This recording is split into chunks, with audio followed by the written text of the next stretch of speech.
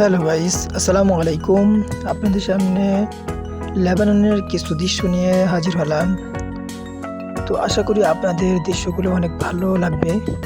তো ভিডিওটি না টেনে আপনি পুরো ভিডিওটি দেখতে থাকুন, আশা করি আপনাদের ভালো লাগবে। এটা লেবাননের জাবাল অঞ্চল। তো অনেক সুন্দর, আমার কাছে ভালো লাগতেছে। তো আশা করি আপনাদের কাছে ভালো লাগবে। যদি ভালো লাগে তাহলে লাইক করবেন, কমেন্ট করবেন, শেয়ার করে দেবেন।